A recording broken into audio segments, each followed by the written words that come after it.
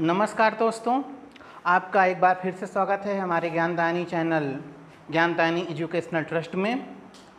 आइए हम लोग अपने कल की क्लास को आगे बढ़ाते हैं। तो देखिए, कल हम लोगों ने सीखा ये था, प्रिंसिपल ऑफ होमोजेनिटी में हम लोगों ने कल ये सीखा था कि किस प्रकार डायमेंशन को इक्वल करके हम लोग अपना क्वेश्चन कर सकते हैं।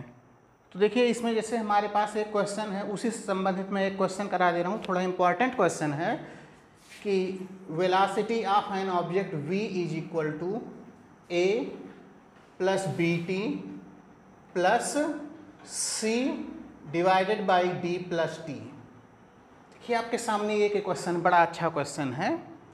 b is equal to a plus B T plus c upon d plus T.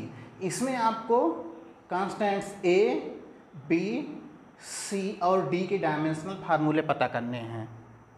तो फिर यहाँ पर हम लोग बात वही करेंगे कि हम उन्हीं राशियों को जोड़ अथवा बराबर कर सकते हैं, उन्हीं राशियों को जोड़ सकते हैं अथवा बराबर कर सकते हैं जिनकी विमाएँ समान हों। We can add or equate only the quantities having same dimensions. अब यहाँ पर आप देखते हैं कि v, अब आप सबसे पहले चलिए यहाँ से शुरू करिए।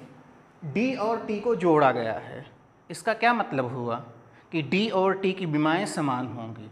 If d and t are added then dimension of these two must be the same. Means we can say that dimensions of d is equal to dimensions of t, और डायमेंशन ऑफ t क्या है? t है। तो इस प्रकार से ये dimension of d की वैल्यू हो जाएगी t। देखिए, ये आपने एक निकाल लिया, आपने d की डायमेंशंस आपको पता चल गई। ठीक, d की डायमेंशंस आपको पता चल गई। अब आपको इसके बाद क्या करना है? देखिए, चलिए अब हम लोग a, b और c एक एक करके इनकी डायमेंशंस पता करते हैं। अब अगर हमें a, b और c एक एक करके इनकी डायमेंशंस पता करनी है तो ऐसे केस में देखिए क्या होगा, हो क्या जाएगा, हम उन्हीं राशियों को बराबर कर सकते हैं जिनकी विमाएँ समान होती हैं। और यहाँ पर a और v को बराबर किया गया है, इसका सीधा मतलब ये हुआ कि a की विमा और v की विमा समान होगी। तो दूसरा स्टेप आपका हो जाएगा dimension of a is equal to dimension of v। फिर से आप समझें इसे, यहाँ पर आपको a और v को बराबर किया गया है, इसका मतलब ये हुआ कि a और v की डायमेंशंस सेम होंगी। तो यहाँ पर ये हो जाएगा डायमेंशंस ऑफ v, और v की डायमेंशन, वेलोसिटी की डायमेंशन होती है lt माइनस 1। तो इस प्रकार से आपने देखिए a की डायमेंशन पता कर लिया। ठीक, अब यहाँ इन सभी पदों की डायमेंशन सेम होंगी। तो तीसरा अगर हम लोग करते हैं, बी टी की डायमेंशंस वी की डायमेंशंस के बराबर होंगी। तो dimensions of B T is equal to dimensions of V, मतलब बी टी की भी जो विमाएँ होंगी वो वी की विमा के बराबर होंगी। अब यहाँ से अगर हम निकालते हैं dimensions of b is equal to dimensions of v upon t हो जाएगी। देखिए, v की डायमेंशन है lt माइनस 1 और t की डायमेंशन है t। तो यहाँ से ये जो डायमेंशन आएगी ये हो जाएगी आपकी lt माइनस 2। इसका मतलब आपका निकल करके आया डायमेंशन ऑफ b की डायमेंशन lt माइनस 2 हो जाएगी। अब यहाँ आपका एक चौथा बचा है c की डायमेंशंस, आपका चौथा बचा है c की डायमेंशन। तो आप देखिए यहाँ पर इस टर्म की डायमेंशन वही होगी जो v की डायमेंशन होगी। ठीक, आप यहाँ पर समझें, इस टर्म की डायमेंशन वही होगी जो कि v की डायमेंशन होगी।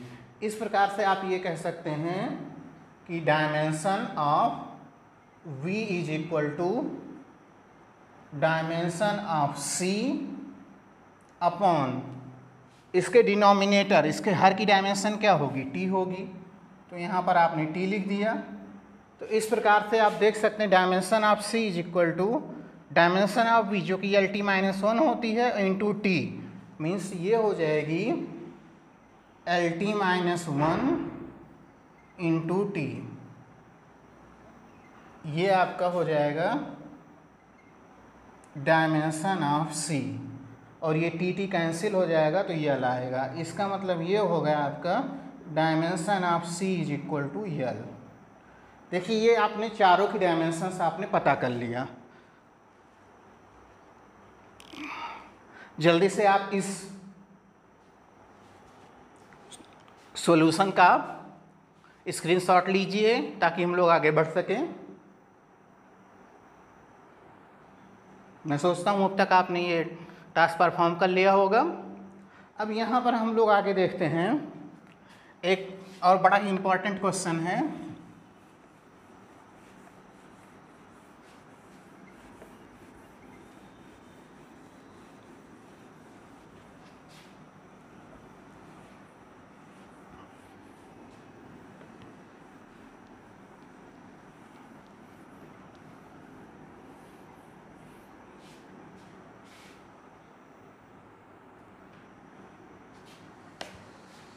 Refractive index mu is equal to A plus B by lambda square.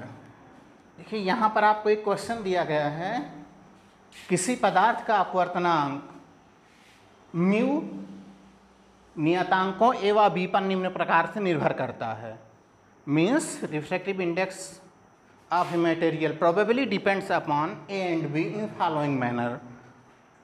Dimension मतलब refractive index A and B depends upon refractive index mu of any material depends upon A and B in this manner, that is mu is equal to A plus B by lambda square. इस particular question में A और B ये आपके दो नियतांक हैं। In this particular questions A and B are two constants, dimension of which to be find. मीन्स आपको यहाँ पर अब आपका पहला क्वेश्चन ये है कि डायमेंशन ऑफ ए क्या होगी, और दूसरा क्वेश्चन ये है कि डायमेंशन ऑफ बी क्या होगी। अब इसमें आप ध्यान से देखिए, डायमेंशन ऑफ ए क्या होगी और डायमेंशन ऑफ बी क्या होगी। तो जैसा कि सबसे पहले आप ये जान लीजिए कि रिफ्रैक्टिव इंडेक्स एक डायमेंशन लेस क्वांटिटी होती है। ठीक, रिफ्रैक्टिव इंडेक्स एक डायमेंशन लेस क्वांटिटी होती है। क्यों? क्योंकि रिफ्रैक्टिव इंडेक्स की वैल्यू होती है velocity of light in vacuum upon velocity of light in medium. Means किसी भी वस्तु के पदार्थ के अपवर्तनांक की जो वैल्यू होती है वो होती क्या है, c अपॉन v। किसी भी वस्तु के पदार्थ के अपवर्तनांक की वैल्यू c अपॉन v होती। c is velocity of light in vacuum. c प्रकाश की चाल है निर्वात में, और v उस पदार्थ में प्रकाश की चाल है। देखिए दोनों ही चाल हैं, तो इस प्रकार दोनों का ही फार्मूला LT-1 होगा और LT-1 होगा। LT-1 कैंसिल हो जाएगी, म्यू जो है वो एक डायमेंशन लेस क्वांटिटी है। DL मीन्स डायमेंशन लेस, बीमाहीन, मतलब कि म्यू एक बीमाहीन राशि होती है। Mu is a dimensionless quantity. अब सबसे पहले देखिए, फिर यहाँ पर हम लोग प्रिंसिपल ऑफ होमोजेनिटी लगाएंगे। We can equate only the quantities having same dimensions. हम उन्हीं राशियों को बराबर कर सकते हैं जिनकी विमाएँ समान हो। तो यहाँ पर आप देखिए ए और म्यू को बराबर किया गया है, तो पहले क्वेश्चन का आपका जो सॉल्यूशन होगा वो ये हो जाएगा dimension of A is equal to dimension of mu, और यहाँ से डायमेंशन ऑफ ए की वैल्यू आ जाएगी म्यू, डायमेंशन लेस।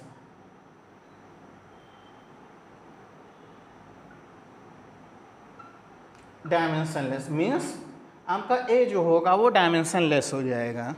ठीक, ए जो होगा वो आपका डायमेंशन लेस हो जाएगा। फिर आप बात करते हैं चलिए बी की। तो जैसा कि अभी हम लोगों ने सीखा कि इसमें टर्म बाई टर्म, मतलब हर एक पद की डायमेंशन सेम होंगी और तभी उन्हें जोड़ा जा सकता है। ठीक, हर एक टर्म की डायमेंशन सेम होगी और तभी उन्हें जोड़ा जा सकता है। अब यहाँ पर आप देखिए ए की डायमेंशन और बी बाई लैम्डा स्क्वायर की डायमेंशन सेम होगी तभी इन्हें जोड़ा गया है। इसका सीधा मतलब ये हो गया कि बी बाई लैम्डा, देखिए ए की जो डायमेंशन होगी वही बी बाई लैम्डा स्क्वायर की डायमेंशन होगी। इसका मतलब ये हो गया कि बी बाई लैम्डा स्क्वायर भी डायमेंशन लेस होगा। ठीक, बी बाई लैम्डा स्क्वायर भी डायमेंशन लेस हो जाएगा। तो यहाँ से b की जो विमाएँ निकल करके आएंगी हमारी, v की विमाएँ बराबर लैम्डा स्क्वायर की विमाएँ। और एक बात आपको ये समझनी चाहिए कि लैम्डा हुई वेव लेंथ, ये तरंग दैर्घ्य है, तरंग दैर्घ्य एक प्रकार की लंबाई होती है। तो लैम्डा की जो विमाएँ होंगी वो हो जाएगी L2, means dimension of B is equal to L2। Dimension of B is equal to L2। देखिए इस प्रकार ये एक आपका छोटा क्वेश्चन हम लोगों ने परफॉर्म कर लिया आपके सामने। ठीक, जल्दी से इस क्वेश्चन का स्क्रीनशॉट आप लीजिए ताकि हम लोग आगे बढ़ सकें।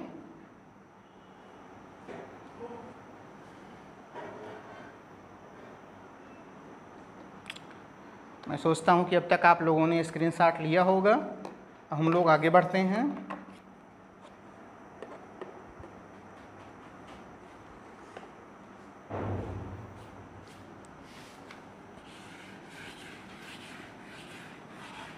चलिए किसी दूसरे तरीके के फार्मूले पर हम लोग चलते हैं। किसी दूसरे प्रकार के क्वेश्चन की तरफ हम लोग आगे बढ़ते हैं। देखिए होगा क्या कि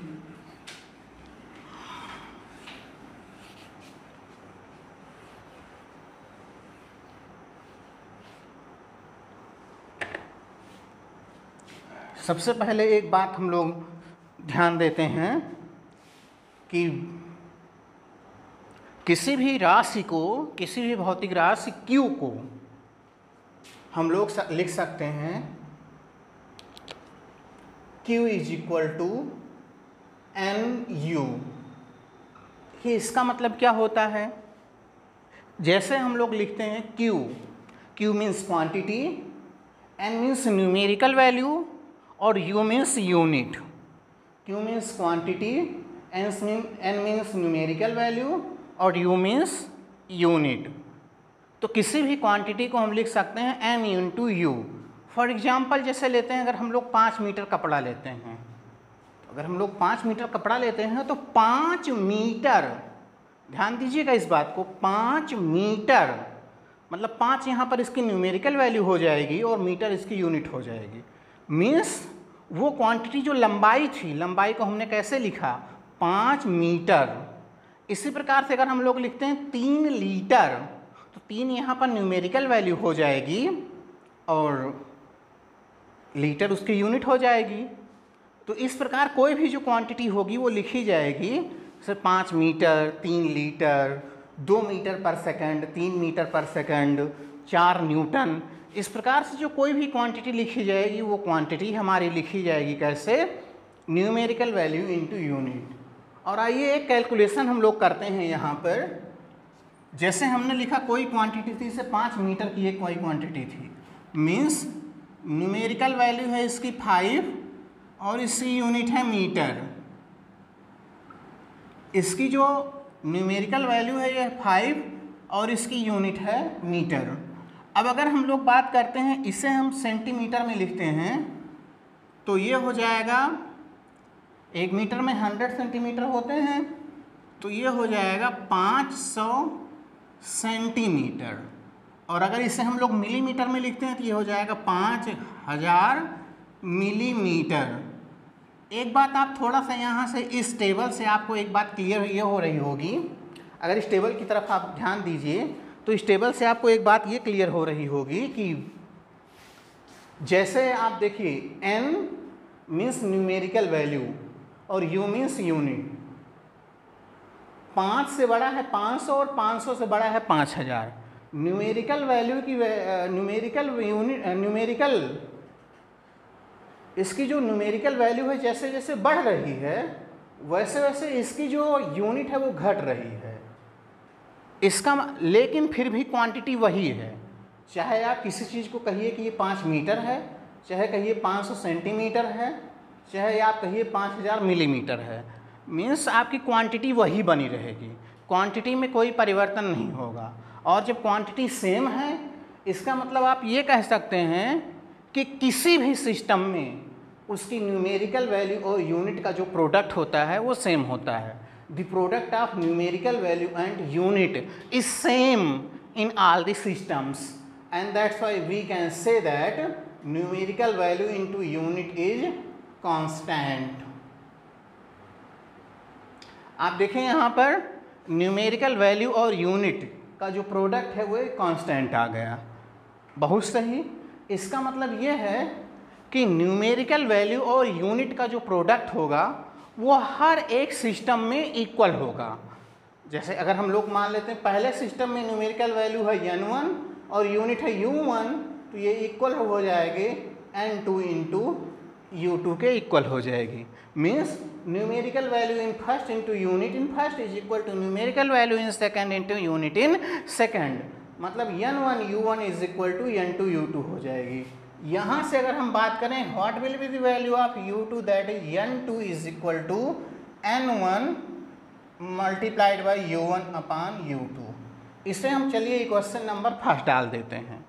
ध्यान दीजिएगा थोड़ा सा, यहाँ पर n2 की जो वैल्यू आ रही है वो क्या आ रही है, n1 into u1 upon u2 आ रही है। अब अगर हम बात करें इसमें n1 means numerical value in first, u1 means unit in first, u2 means unit in second. अब यहाँ पर अगर हम बात करते हैं u1 means unit in first, और आप ये कंसीडर करिए कि फर्स्ट सिस्टम में, आप ये कंसीडर करें कि फर्स्ट सिस्टम में जो यूनिट है फर्स्ट सिस्टम में वो लिखी जाती है m1a L1b T1c। तब ये सेकंड यूनिट में कैसे लिखी जाएगी, सेकंड सिस्टम में लिखी जाएगी m2a L2b T2c। ठीक। अगर हम u1 और u2 की वैल्यू यहाँ पर सब्स्टिट्यूट कर दें तो n2 is equal to n1 m1 by m2 a L1 by L2b and T1 by T2 c से आप क्वेश्चन नंबर 2 रखिए। देखिए तो इस प्रकार से आपका ये फार्मूला निकल के आता है, numerical value in second system is equal to numerical value in first multiplied by m1 m2a L1 L2b T1 T2c। आइए इस पर हम लोग एक क्वेश्चन बनाते हैं, लेकिन क्वेश्चन बनाने के पहले आप लोग इस पर्टिकुलर फार्मूले का स्क्रीनशॉट लें, ये आपको आगे भी काम आता रहेगा। ठीक, ये आपको आगे भी काम आता रहेगा। तो इस प्रकार से आपका ये हो जाएगा n2 is equal to n1 m1 by m2a L1 by L2b T1 by T2c।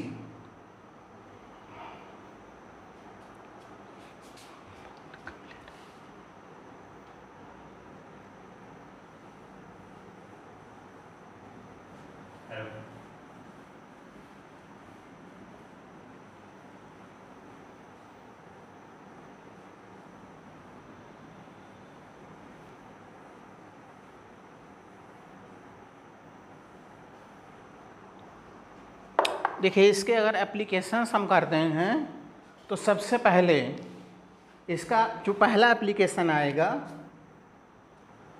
आप एक क्वेश्चन यहाँ पर उठाते हैं, एक क्वेश्चन लेते हैं, कन्वर्ट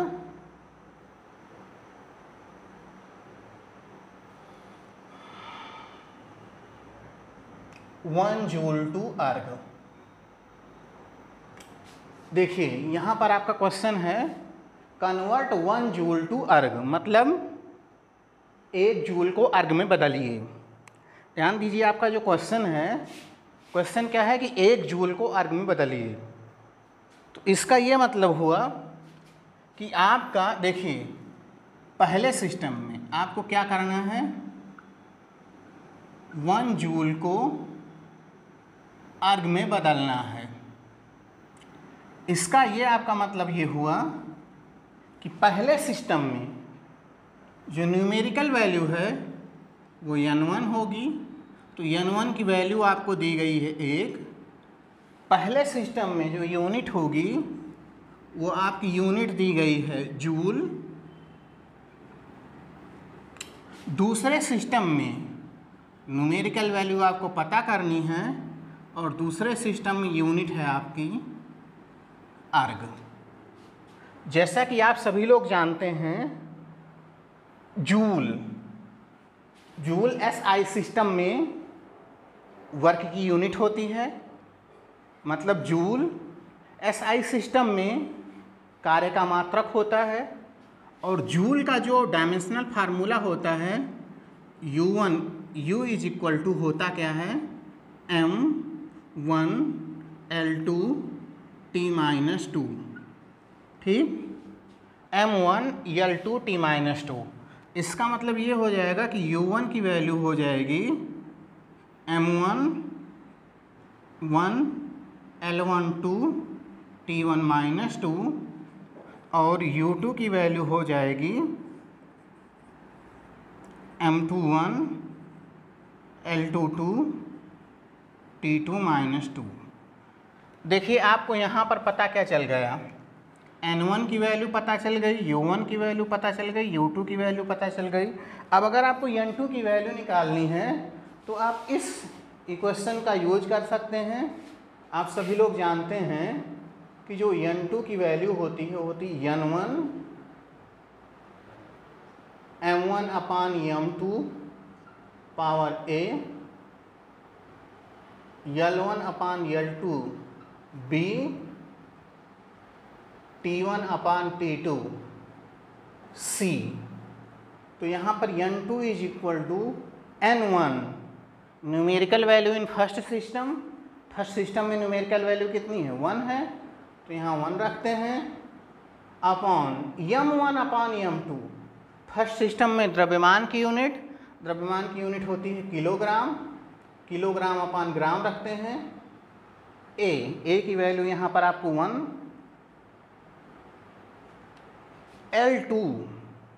L1 फर्स्ट सिस्टम में लंबाई की यूनिट, ये क्या हो जाएगी, मीटर अपॉन सेंटीमीटर, इसकी पावर 2 हो जाएगी। इसी प्रकार से ये क्या हो जाएगा, सेकंड। MKS और CGS दोनों में ही टाइम की यूनिट सेकंड होती है, तो सेकंड अपान सेकंड हो जाएगा, ये C हो जाएगा, ठीक। अब सुनिए, ये तो खैर C की जगह आपको -2 लेना है, तो ये -2 हो जाएगा। इसमें N2 is equal to 1 kilogram. 1 kilogram में 1000 ग्राम होते हैं, तो 1000 gram upon gram power 1 metre. 1 metre में 100 सेंटीमीटर होते हैं, तो 100 सेंटीमीटर अपान सेंटीमीटर पावर 2। और सेकंड कट जाएगा तो वो 1 हो जाएगा। तो ये ग्राम से ग्राम कटेगा, सेंटीमीटर सेंटीमीटर कटेगा।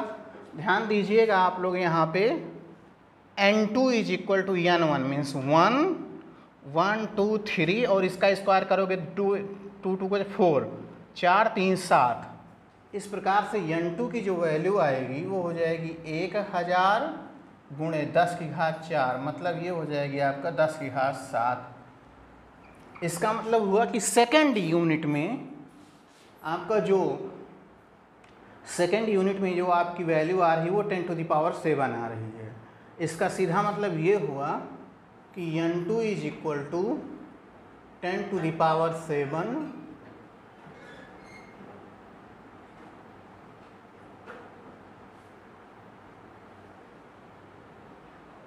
या आप कह सकते हैं 1 जूल इज इक्वल टू 10⁻7 आर्ग। आप ये क्वेश्चन समझें और जल्दी से इसका स्क्रीनशॉट लें ताकि हम लोग आगे बढ़ सकें।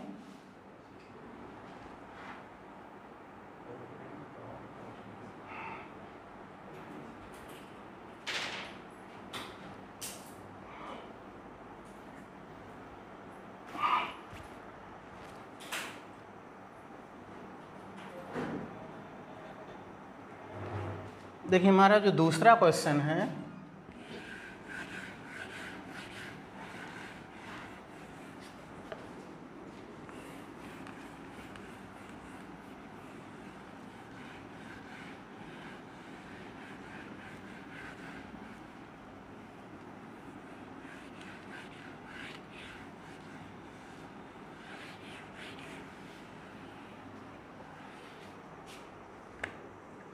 Convert 1 Newton to dine. ध्यान दीजिए यहाँ पर आपको 1 न्यूटन को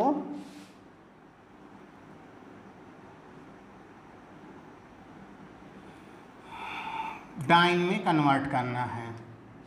ठीक, जैसा कि अभी आप लोग जानते हो न्यूटन ये एमकेएस सिस्टम में बल का मात्रक होता है और डाइन सीजीएस सिस्टम में बल का मात्रक होता है।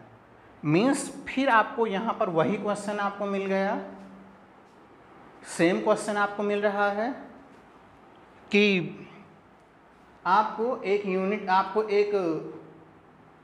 क्वेश्चन दिया गया है जिसमें आपको 1 न्यूटन को डाइन में कन्वर्ट करना है। इसका मतलब ये होगा 1 न्यूटन मीन्स N1 की वैल्यू कितनी हो गई 1 और U1 की वैल्यू हो गई न्यूटन। ठीक, एंड U2 की वैल्यू हो गई डाइन और N2 की वैल्यू आपको पता करना है। वैसे आप सभी लोग जानते हैं कि जो बल का डायमेंशनल फार्मूला होता है, मतलब जो न्यूटन का डायमेंशनल फार्मूला होता है M/L/T-2। इसका मतलब हुआ कि U1 बराबर M1L1T1-2 और U2 is equal to M2L2T2-2। M की जो डायमेंशन होती A कही जाती, L की जो डायमेंशन होती है वो B कही जाती है, T की जो डायमेंशन होती है C कही जाती है। इस प्रकार से आप देख रहे हैं यहाँ पर A की वैल्यू है 1, B की वैल्यू है 1 और C की वैल्यू है -2। तो आप यहाँ पर देखिए A की वैल्यू हो गई 1, B की वैल्यू हो गई 1, C की वैल्यू हो गई -2, C की वैल्यू हो गई -2।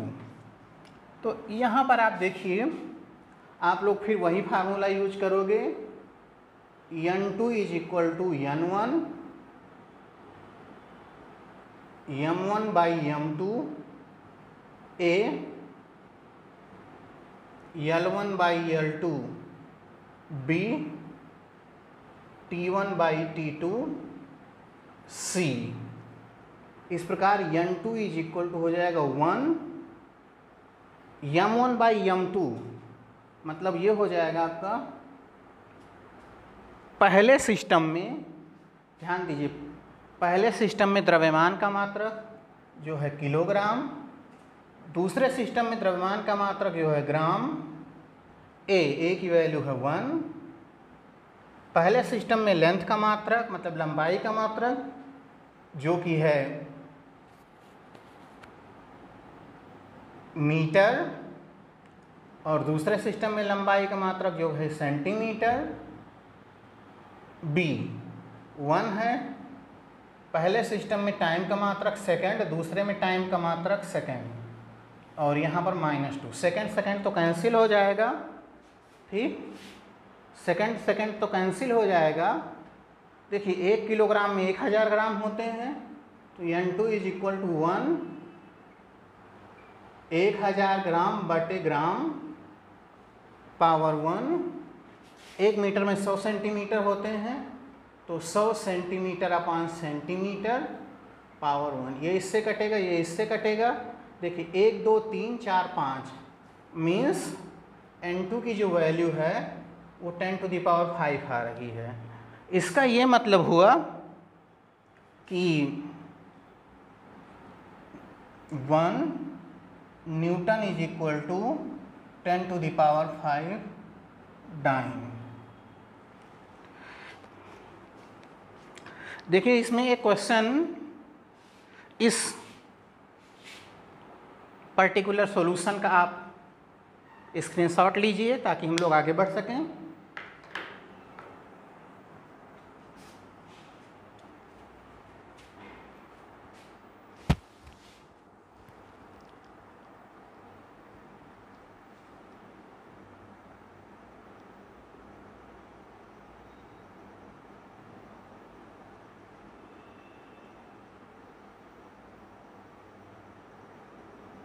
देखिए एक क्वेश्चन आपको मैं होमवर्क में देता हूँ, ये क्वेश्चन आप लोग कर लेंगे, बड़ा ही इम्पोर्टेंट क्वेश्चन है।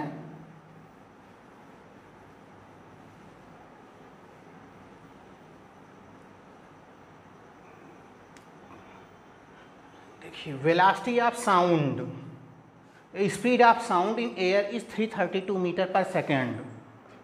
जो साउंड की स्पीड होती है वो एयर में 332 मीटर पर सेकेंड होती है। Convert 332 metre per second two kilometre per hour. ये आपके सामने एक क्वेश्चन है। इस क्वेश्चन को आप लोग होमवर्क में करेंगे कि आपके सामने जो क्वेश्चन दिया गया है वो क्या है। आपको 332 मीटर पर सेकंड को किलोमीटर पर आवर में कन्वर्ट करना है। यहाँ पर आप इसको क्वेश्चन का थोड़ा सा कॉन्सेप्ट समझ लीजिए। N1 की वैल्यू आपको 332 मीटर पर सेकंड दी गई, 332 दी गई है।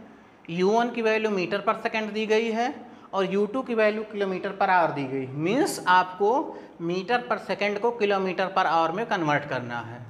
तो ये N1 हो गया, ये U1 हो गया, ये U2 हो गया और N2 की वैल्यू आपको निकालनी है। आप बेसिक फार्मूला वही यूज करेंगे, N1 U1 is equal to N2 U2, और इसको सॉल्व किए रहेंगे, जिस पर हम लोग डिस्कशन नेक्स्ट क्लास में करेंगे। फिलहाल फ्रेंड्स आज के लिए इतना ही, बाकी हम लोग कल आगे डिस्कस करते हैं। Thanks for watching.